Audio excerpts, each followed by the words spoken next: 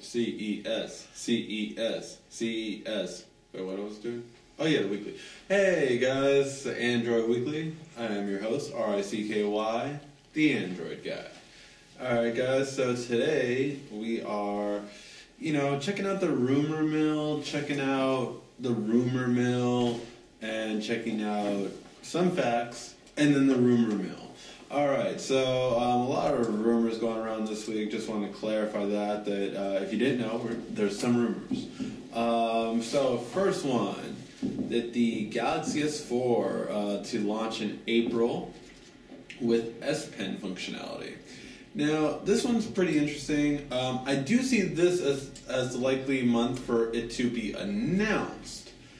However, it being launched, I think we're seeing more of a May launch, to be honest. Or maybe early April announcement and late April launch. But April seems like the announcement month to me, if I were to guess. Again, I've told everyone, the S series has always come out between, April to June. Every Galaxy S phone, if I'm not mistaken, has come out during between those times. So why would they change that? They're not Apple. They're not desperate right now. They're going to come out at the same time. They always do. So I really see that coming true. Now, I do see them pushing it instead of towards the June, which, the S3 released in in most parts of the world in June. I see it more being towards, I do see it being more towards the early May or late April phase because, people are waiting for this phone. People are excited about the S4, and Samsung has a lot of momentum going into it. So, I do want them to have, the perfect phone. I will probably be buying the S4. There's not like a shadow of doubt in my mind. I do not see another phone coming out that will make me not get the S4, to be honest. And that's with HTC coming out with its M7, with, the possible Motorola X phone, all these different ones. That's the one I'm really just the most excited for. So I'm really interested in it. And with S Pen, I kind of found this interesting. My main thing is, can they keep it thin enough? Because, the Galaxy S4, we expect it to be either the same size or thinner, or some kind of around that same size. But with an S Pen inside of it, that's kind of hard to do because then you have to have the screen have the S Pen functionality, which takes a layer, and then of course you have to be able to fit the pen inside and make the pen comfortable to hold. So I don't know. I'm really curious to see if they can do that. But that is the first rumor mill. Let's just go with all the rumor mills. I think we'll do that. Let's just go with all the rumor mills. And don't know if I'm losing some internet here. I think I'm losing all my internets. Alright. Well, let me see. What's another one? Okay. Firmware reveals. So for Samsung, again, let's stick on the Samsung rumor mill first. So, a rumor reveals the GTI 9505 and the Mystery GT Q1000. So, what are these devices? Well, the GT 9300 was the Galaxy S3. Now, you might be thinking, where's the 9400? Well, in many Asian cultures, like Korea, the 4 is a bad luck number. So they don't like to do anything with 4 in it. So that's the reason we're not going to most likely see that. So it's most likely going to be 9500. That's what the official name of it will be called. However, the mystery one is also the Q1000. As far as I know, we've never seen a Q model. And this is kind of interesting because it's kind of like, well, what's going to happen with the Q? Is that going to be their third phone? I've often thought that would be a really good strategy for Samsung. They have a phone in the middle of the year, and then they have a phone at the end of the year. So they have an S series that launches before the summer, and they have a Note that will launch at the end of the year. So what about at the beginning of the year, though? What are they going to do to keep things going? And I think it would be good if they can launch a phone like in February or March, and then, then the S series could be a little bit further back, and then, consumers always have like, oh, well, should I get this phone, or this phone? And that way it's not like what Apple ran into. See, Apple is like, oh, do I get the 4, the 5, or, the 5S? Like, it's boring. Like, oh, I either get the new or I get the old. With Samsung, what they're able to do is, oh, do I get this new one, or this new one? That is a lot better. That's a much better strategy. And I think it'll be a lot more profitable for them. So I'm really hopeful that that's what they'll do. And hopefully that'll happen. I'm really hopeful for them. And I'm really interested to see what this Q series is. Maybe it could be a tablet. Maybe it could be those flexible screens we've been seeing so much about. Of course, in the rumor for Sam Mobile website, they said hopefully it would be announced at CES. Who knows? That will be interesting to see. Alright. And I just have to go off of my articles kind of by memory now. But I think that was the only rumors left. Oh, there was a lot of rumors that I will talk about with the iPad, or not the iPad, sorry, the iPhone 5S possibly being released for like very, very soon. And I thought this was really foolish. I mean, if you honestly believe that the iPhone 5S is already going to be released, you're just kidding yourself.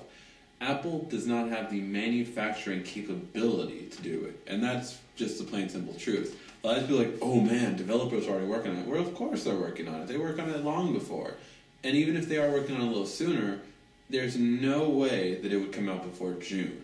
There's just no way. Apple can't produce that quickly. They're still barely catching up on production for the iPhone 5. They cannot produce that quickly, and that's simply because they don't produce anything. It's all Foxconn, Samsung, and sometimes like the other step in like LG, Sharp, and other companies, but really it's Foxconn and Samsung. Samsung can crank out as fast as possible, but Foxconn's very slow, so they can't do a lot of the heavy lifting. So it won't happen. I'm just letting you guys know that that rumor is completely false. They'll probably come out in June or later. Hands down. Okay. Now, speaking of, Samsung and Apple, let's go through a couple things between them. First thing is, Generation Y has still been choosing iPhone for the most part. Now, Generation Y is normally considered from like 1977 to 1994, is called Generation Y, and then after that's called Generation Z.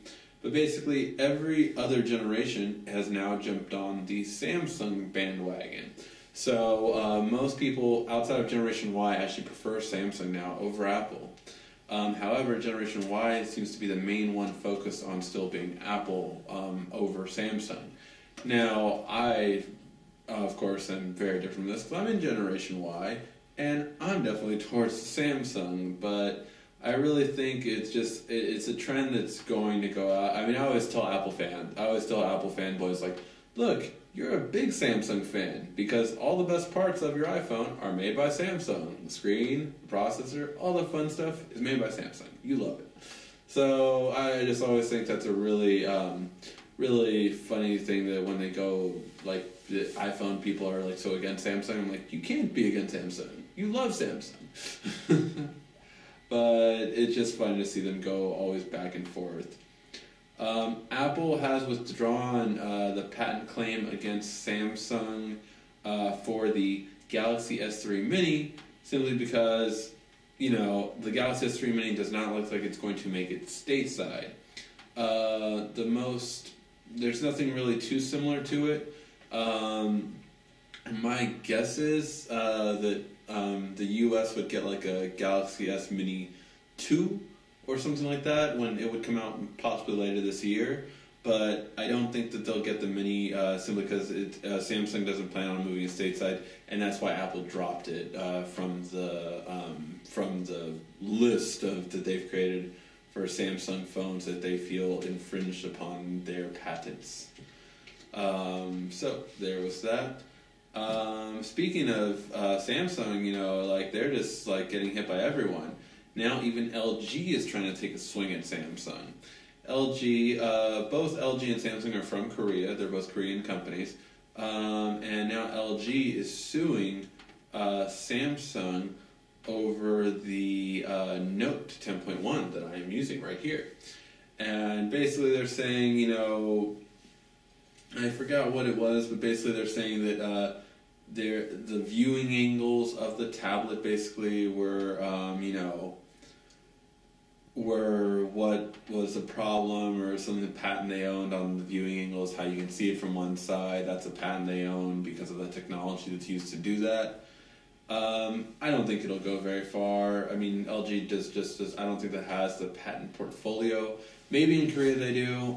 They definitely don't have it worldwide, but I would be surprised if that would get banned, or if Samsung just couldn't do something to go around it. I mean, LG is not that big, and they've proven that with not able to produce the Nexus 4 phone. They just couldn't meet the demand. Like I had predicted they wouldn't be able to, but I don't know. I just see it's really petty of LG to do that. And I believe this is the last Samsung court thing we have to go through. Samsung possibly faces big repercussions. Now, if this ends up being true, this will be really, really sad. And basically, an ITC judge, which is again the International Trade Commission, has basically is going to decide if Samsung gets sued for like a lot of money. I forget, it was something ridiculous, like in the billions, like in the high billions, not like 9 billion or 5 billion or 2 billion or 3 billion, but like it was like a lot of billions. I forget what exactly it was, but because their patents were considered invalid against Apple or something like that, and it was really poorly done, and they're seeing like it's been damaging. It's damaging Apple, so like that they might get repercussions for that. Now, will this happen? I think this is really bad if it does. I don't think a judge would do this, especially since most of the ITC judges have actually favored Samsung in all the lawsuits Apple's tried to do against them. So I don't see why they would do anything like this. But I think it was just more of a rumor, and again, just kind of trying to put fear in terms of like what Samsung and Apple will do and all that. It looks like both people will have to, both of these companies though, will also have to reveal their sales data in the U.S. In the U.S. trial that's been going on. The main trial that's still going on, the one that Apple won the 1.05 billion for a while back. Samsung and Apple are going to have to reveal their sales data, which is interesting if it gets leaked, of course. It's kind of interesting to see what will happen there. All right, and I think that's all the rumor mill. Nope, one more rumor mill. All right, one more sort of rumor mill. This one is more likely true, so I guess this one is last for the rumor mill. Sony is probably introducing an Xperia Z. Hold on one second, guys. Now, this is supposed to be to beat the Galaxy S4 and the iPhone 5S before they hit the market. Now, what will this have? Well, it's basically going to be similar to the HTC Droid DNA, which is a 1080p 5-inch display phone with a quad-core Qualcomm S4 processor. Pretty cool. Have a 13 megapixel camera, which might be cool, and and also an SD card slot. So we'll have expandable memory and 2 gigs of RAM. So, very comparable to the HTC, except for the better camera, which we know the HTCs always have a subpar camera. So it's really interesting to see how this goes about. I would really be interested to see if this would be finally the year Sony actually makes a good phone that really stands out. Don't get me wrong, none of their phones are particularly bad, but they're really poor with updates, and they don't add anything different. The problem that like LG and HTC had was making high-end spec phones and not having any features or software enhancements to make. Yeah, of course the people that are techies can root and all that kind of stuff, but for the regular consumer, it's really poor. It's just like, well, no, why not get on a Galaxy S3 that has things like, S-beams, that has things like pop-up play, that has things like multi-view, and just has all these different features, even camera features that no one else has, that you have all these features that no other phone has. That's why they've outsold everyone this year, is because it's no point in just having hardware. You have to have the software to utilize it. All right. And a couple of important articles as well. Let's go to some extras that were this week. So Samsung made two big announcements on the 29th of December. And one was, if you register your Galaxy S3 or Note 2, you get free flip covers. So that's pretty cool. You get actually free flip covers, which is really nice. Flip covers are really nice. I use them all the time, so I would recommend registering if you haven't. You just register it at their website, and just do that.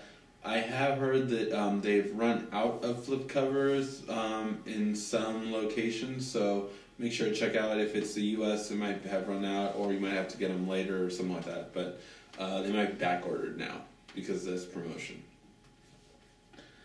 And the big thing that I'm waiting on is Samsung has finally released an extended battery kit for the Galaxy S3, so that's pretty cool.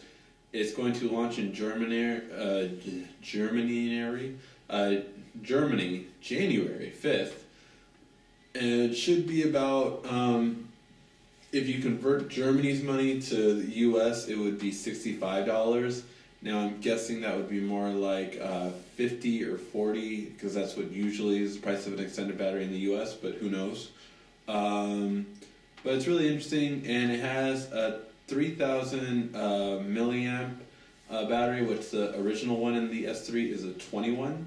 So it's considerably bigger. It's almost as big as the Note 2 battery, which is 31 milliamps. But the really impressive part about this is that this does not actually have that much thickness to it, and that's the really nice part. Samsung, I used to have the Nexus extended battery, and it really wasn't that much thicker with it on there.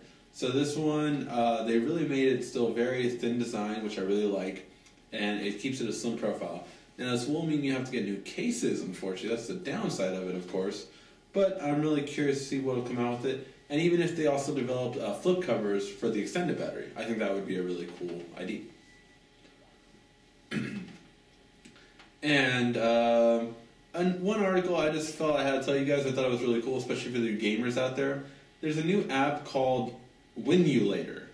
And Winulator is a Windows emulator of like the Windows 90s edition. So like the 98, Windows 98 and that kind of stuff. So obviously it's an older one, and why would you want to do that? Well, you gotta play some old school games, such as StarCraft and Caesar 3.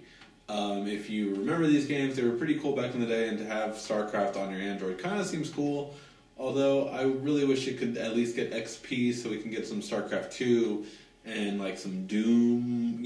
There's already Doom out for other and directly to it, but games like that would be cool to be able to play. Warcraft 1 and 2, something like that I think would be really cool. Alright, and I know what car I'm probably getting next, and that is a Kia, because Google and Kia have made a partnership, and they will be bringing Google Maps and Google Places to cars this year. So the 2013 models of Kia will start to have the Google Maps, which is really cool. I'm really excited for it. I think this should have happened a long time ago. All navigation should switch over to Google Maps. It's just the king of maps. Apple found that out the hard way. It's really just the best maps out there. So kudos to Google, and I hope a lot more car companies pay attention and just, I can't believe you guys are still using Bing Maps. I mean, come on now. But yeah, so I really hope it goes to Google Maps, and I hope all the car companies, Ford, you guys are pretty cool, switch over, GM, all you guys, just switch over to Ford, just switch over to Google Maps. They're really just the best way to go. All right. Now, a couple of you guys heard about the gaming console for Android about roughly a year ago, or over 6 months definitely, and that was like Ouya, I think that's how you pronounce it. Well, now there's a new one in town, and that one is called GameStick. And the whole idea behind GameStick is it is a portable, the entire console is as big as a flash drive, which is kind of cool. And you actually put the flash drive in the controller that you play with. So it's a pretty cool concept, and I think it's really going to go far. I think it's nice that it has things like Jelly Bean already inside of it. The processor is supposed to be pretty good, and the graphics card is supposed to be pretty good. But there's a problem with all of these devices, and that is, by the time they come out, they're a little bit outdated. I'm going to go more into a video of that in the Android cast, so it'll be a separate video for that one. But it's just one thing that I feel that all of these have that same problem. And finally, the big news of today, and the final article, is Ubuntu Phone OS is coming out, guys. For those of you who don't know what Ubuntu is, it is the easy-friendly user version of Linux. Linux is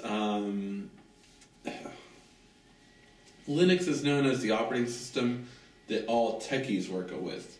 So the joke of the industry has always been, the people that develop for Windows and Mac go home and use Linux. And the reason is because, if you're a techie, you like to have freedom to do whatever you want and still have yet a simple but nice looking interface. Linux is just that. Linux is what Android is actually based off of. The architecture for Android is based off Linux. So Ubuntu is now making their own phones, and they can be put onto onto Linux-based phones, which of course is Android. So the main phone that Ubuntu is being tested on right now is the Galaxy Nexus. I like how they chose Samsung over LG, because obviously there's the Nexus 4 that has better specs, but they chose the Galaxy Nexus better than it. So I thought that was really funny. It just shows you how much people really don't care for the Nexus 4. So I thought that was really funny, but Ubuntu, check out the videos for it. It's a really, really good-looking interface. I think it has a lot of features going for it, and I think, if anything, it will be more of a threat to Windows phones than anything else, and iOS phones. I don't think it will really threaten Android, simply because, although it is simplistic, that's not really Android's catering. Android's for widgets, people that customize, and people that like free apps and a huge app store.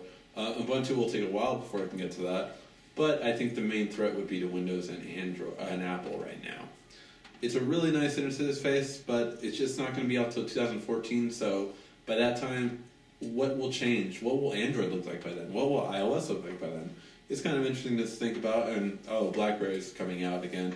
But yeah, I mean, all these different companies are doing things.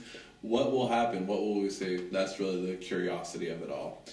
Alright guys, well that has been Android Weekly.